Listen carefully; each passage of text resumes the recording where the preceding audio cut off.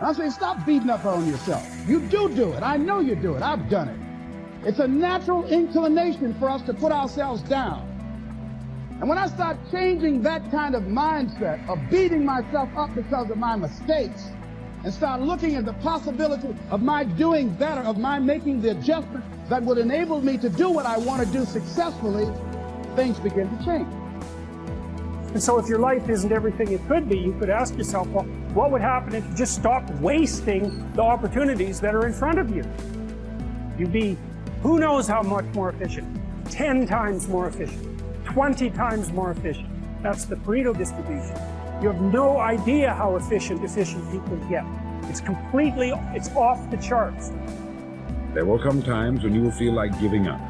It's easier for a human being to think negatively than positively. That's why only 5% is successful. For 30 days, you must take control of your mind. It will think only about what you permit it to think. Each day for this 30-day test, do more than you have to do. In addition to maintaining a cheerful, positive outlook, give of yourself more than you've ever done before. Do this knowing that your returns in life must be in direct proportion to what you give. The moment you decide on a goal to work toward, you're immediately a successful person.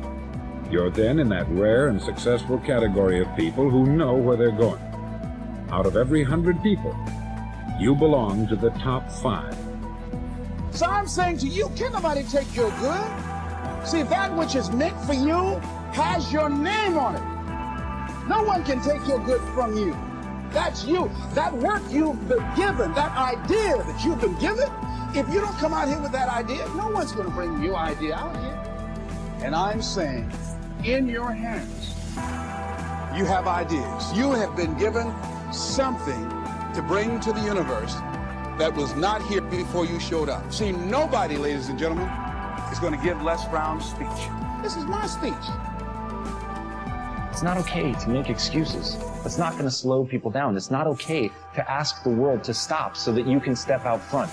You've got to develop your skill set. You've got to take what you have now, and if that's crawling, then fucking crawl. But you drag yourself ever forward to a vision of yourself because you, my friend, know exactly where you're going. You're willing to pay whatever price it takes to get there. And you will keep pushing forward, and you will get better every day. And no matter how many times people chop at you, knock you down, you will get back on. You will crawl till you can walk. You will walk till you run, and then you will run until you fly. And that, my friends, is the only path forward. So if you want a fucking future that makes you happy, if you want a world that you're excited about, get your ass out there and earn it. It's time for you to look within yourself and decide that I'm in charge of my destiny.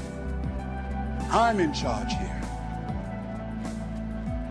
We've all seen how the person who assumes success tends to already have success. People who assume failure tend to have failure. When either failure or success is pictured, there is a very strong tendency for that picture to actualize as fact and become reality. To assure something worthwhile happening, therefore, first pray about it and test it according to God's will. Then print a picture of it on your mind as happening, holding that image firmly in consciousness. Continue to check that picture to God's will, that is to say, put the matter in God's hands and follow God's guidance. Work hard and intelligently, thus doing your part to achieve success in the matter. Practice believing and continue to hold the picture firmly in your thoughts. Do this and you will be astonished. Here are some practical suggestions for changing your mental attitude from negative to positive. Such a change will release the kinds of thoughts that can help you make creative changes in your circumstances. 1. For the next 24 hours, deliberately speak hopefully about everything. Your job, your health, your future. Go out of your way to put optimism in everything you say. 2. After speaking hopefully for 24 hours, continue the practice for 1 week. Then you can permit yourself to be realistic for a day or two.